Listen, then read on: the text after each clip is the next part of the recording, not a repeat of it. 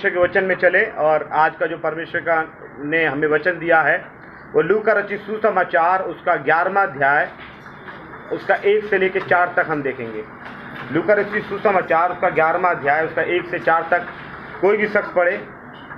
वह किसी जगह प्रार्थना कर रहा था। जी। जब वह प्रार्थना कर चुका तो उसके चेलों में से एक ने उससे कहा, हे प्रभु, जिसे यूहन्ना ने अपने चेलों को प्रार्थना करना सिखाया, वैसे ही हमें भी तू सिखा दे। बस यहाँ पर एक बात है कि किसी जगह पर यीशु मसीह प्रार्थना कर रहा था, क्योंकि यीशु मसीह एक प्रार्थना करने वाले व्यक्ति थे और यीशु मसीह हमेशा प्रार्थना में लगे रहते थे। और वचन में लिखा हुआ है शाम होते ही यीशु मसीह अंधेरे में चले जाते थे और सुबह होते तक प्रार्थना करते थे। वो सोते नहीं थे। मेरा प्रभु न सोता है न रोता है। वो रात को शाम होते ही 6 बजे चले आते थे, मैं कहूँगा शाम को, और सुबह भोर निकलने तक यीशु मसीह प्रार्थना किया करते थे। तो यहाँ पर इस प्रकार लिखा हुआ है मेरे प्रियो कि यीशु मसीह एक जगह पर प्रार्थना कर रहे थे और जब वो प्रार्थना कर चुके तो उसके चेलों में से कई ने उसके पास आकर कहा, हे प्रभु, जैसे यूहन्ना अपने चेलों को प्रार्थना करना सिखाया है वैसे ही तू हमें सिखा। एक चीज़ है, यीशु मसीह के चेलों ने उससे क्या बोला? हमें प्रार्थना करना सिखा। क्या सिखा? प्रार्थना करना। आपको मालूम है भारत में कई बाइबल कॉलेज है, बहुत बड़े बड़े बाइबल कॉलेज, सेमिनरीज हैं जहाँ पे बाइबल पढ़ना सिखाया जाता है, यहाँ बाइबल से प्रचार करना सिखाया जाता है। और आजकल कई लोग आते हैं पादरी साहब के पास कि पादरी साहब हमें कलाम बोलना सिखाइए। कोई ये नहीं कहता कि हमें प्रार्थना करना सिखाइए। और अगर आप प्रार्थना करना नहीं जानते तो आप एक सही मसीह नहीं है। हो सकता है आप प्रचार करना सीख जाएंगे, हो सकता है आप एक अच्छे वक्ता बन जाएं, आप क्या बन जाएं? एक अच्छे प्रचारक बन जाएं, लेकिन अच्छे प्रचारक नहीं, अच्छे प्रार्थना करने वालों की इन दिनों में जरूरत है। जबकि भारत में लॉकडाउन या पूरे विश्व में कोरोना जैसी महामारी है, कैथोलिक संप्रदाय के जो प्रमुख है पोप, उन्होंने कहा है कि सभी देश, सभी धर्म के लोग मिलकर एक साथ प्रार्थना करें। इसलिए करें क्योंकि उनको विश्वास है और वास्तव में प्रार्थना से बहुत कुछ हो सकता है। वचन में ऐसा लिखा हुआ है याकूब के अंदर, धर्मी जन की प्रभावशाली प्रार्थना से बहुत कुछ हो सकता है। और प्रार्थनाएं हमेशा विजय देती हैं। आपको मालूम है प्रार्थनाएं बड़े बड़े किलों को ढा देती हैं। प्रार्थना वो शक्ति है जिसके द्वारा मुर्दे भी जिंदा हो जाते हैं, प्रार्थना के द्वारा। और आप परमेश्वर ने प्रार्थना के द्वारा इन दिनों में परमेश्वर बहुत से लोगों को इस्तेमाल कर रहा है। और परमेश्वर चाहता है इन अंतिम दिनों में प्रार्थना करने वाले लोग खड़े हो जाएं। कैसे लोग खड़े हो? प्रार्थना करने वाले लोग खड़े हो जाएं। इसलिए चेलों ने एक बात यीशु मसीह से कहा कि हमें प्रार्थना करना सिखा। यीशु मसीह को प्रवचन दिया करते थे और यीशु मसीह प्रार्थना भी करते थे, यीशु मसीह चंगाई भी देते थे। लेकिन चेलों ने ये नहीं कहा हमें चंगाई देना सिखा, ये चेलों ने ये नहीं कहा हमें प्रचार करना सिखा। ये चेलों ने क्या बोला?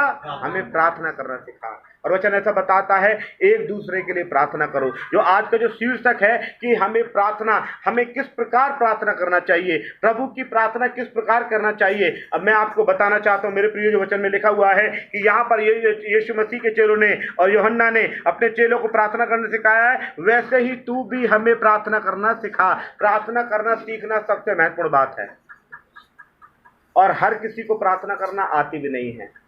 बहुत से लोग एक पुराना ढर्रा जिसे कहते हैं, पुराना एक मॉडल जिसे यीशु मसीह ने दिया, एक मॉडल प्रेयर जिसे यीशु मसीह ने दिया है, वो प्रेज़ द लॉर्ड मत्ती 6 में लिखा हुआ है और यहाँ पर भी लूका 11 में भी लिखा हुआ है।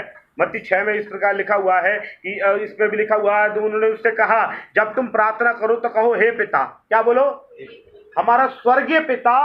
अभी लोग नहीं मालूम कैसे प्रार्थना करते हैं। बहुत से लोग पिता शब्द प्रार्थनाओं में इस्तेमाल नहीं करते हैं। प्रार्थना करना सीखने के लिए हमें पिता से प्रार्थना करना है, यीशु के नाम से। कैसे प्रार्थना करना है? पिता से प्रार्थना करना है, यीशु के नाम से। लोग अभी तक प्रार्थना करना नहीं सीखे हैं। और ऐसा लिखा हुआ है, यीशु मसीह ने बोला जब तुम प्रार्थना करो तो कहो हे पिता। और मत्ती में लिखा हुआ है तुम इस प्रकार प्रार्थना किया करना, ए हमारे पिता तू जो स्वर्ग में है। मैं इसमें बताने के लिए बहुत कुछ है। तू जो स्वर्ग में है, क्या बोला? हम एक उर्दू में हम लोग प्रार्थना कैसे करते हैं? ए हमारे बाप तू जो आसमान पे है। ये सही है क्या? ये सही है क्या? ए हमारे बाप तू जो आसमान पे है। आसमान शब्द सही है क्या?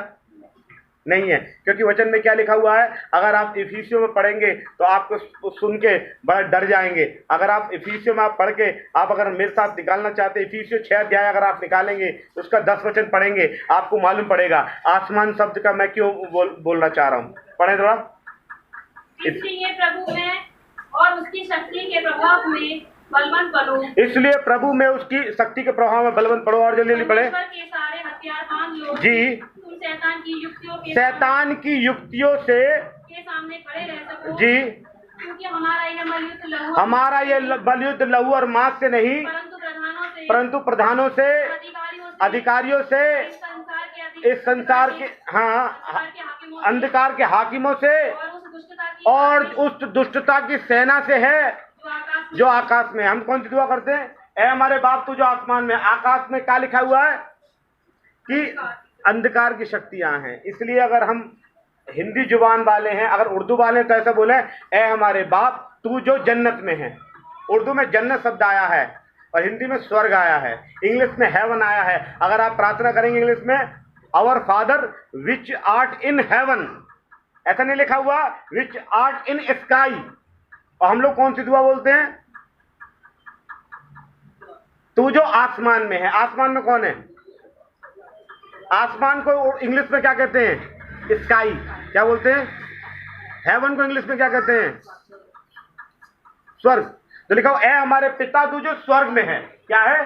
स्वर्ग में बोला गया है, स्काई में नहीं बोला गया। और हम उर्दू में क्या बोलते हैं? ऐ हमारे बाप तू जो जन्नत में है, तू जो आसमान में है। ऐसा बोलना चाहिए, तू जो जन्नत में है।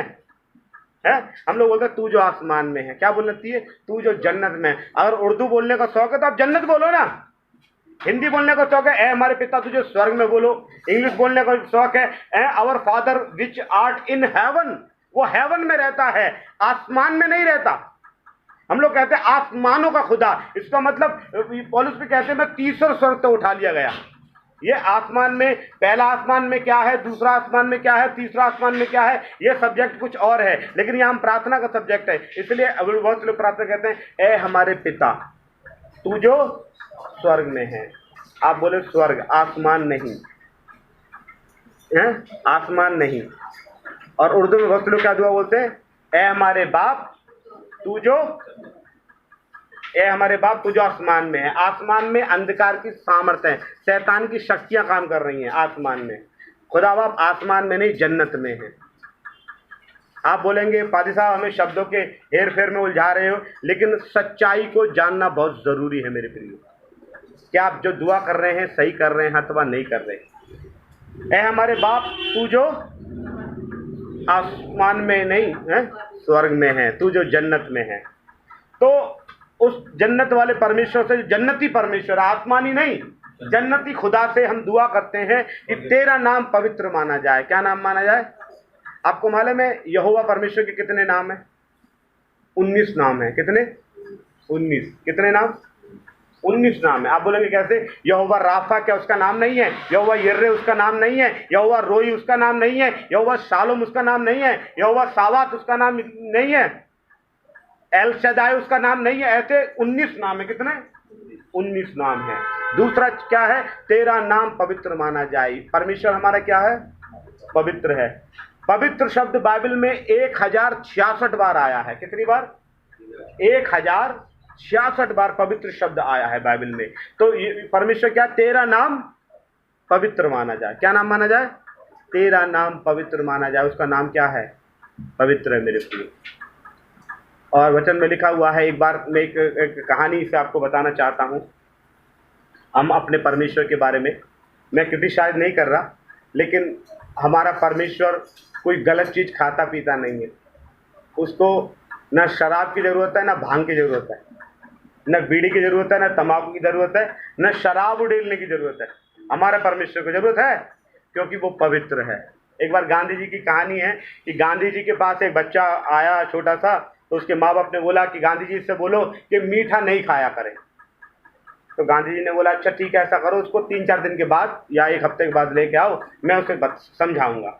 1 हफ्ते के बाद उसे लेके आए बच्चे को कि हाँ बताइए गांधी जी। तो उन्होंने बोला बेटा देखो मीठा मत खाया करो, मीठा खाने से दांतों में कीड़े लग जाते हैं, दांत खराब हो जाते हैं। उन्होंने बोला इतनी सी बात तो एक हफ्ते पहले ही बता सकते थे। उन्होंने बोला पहले मैं खुद ही मीठा खाता था, फिर इसको क्या समझाता। तो आजकल ऐसा है, जो खुद नशा कर रहे हैं वो दूसरों को सलाह दे रहे हैं कि मत। वचन में क्या लिखा हुआ? तेरा नाम पवित्र, पवित्र है वो। भजन संहिता लय व्यवस्था की किताब, उसका 20 अध्याय, उसका 26 वचन, जल्दी से कोई पढ़े। लय व्यवस्था कुछ वचन को जल्दी जल्दी पढ़ दे। Praise God, hallelujah.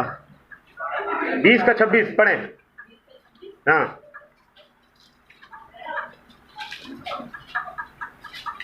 तुम मेरे लिए पवित्र बने रहना। ये ऐसा लिखा हुआ है, परमेश्वर कह रहा तुम मेरे लिए पवित्र बने रहना, क्योंकि मैं स्वयं पवित्र हूं।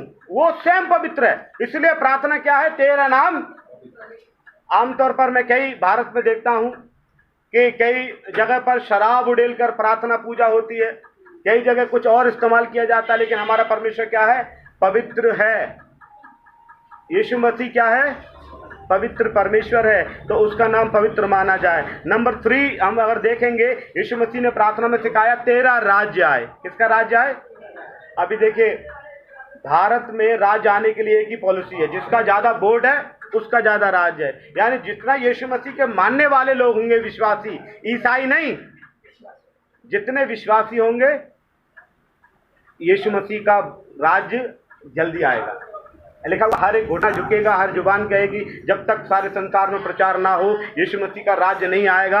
हम अपना स्थापित करने का ना सोचें कि हमारा राज्य आ जाएगा, मेरा संस्था का चारों तरफ चर्चेस बन जाए। बहुत से लोग सोचते हैं मेरा संस्था का काम, मेरी मिशन का काम कोने कोने में होना चाहिए। मैं नहीं कहूँ, यीशु मसीह का नाम कोने कोने में होना चाहिए।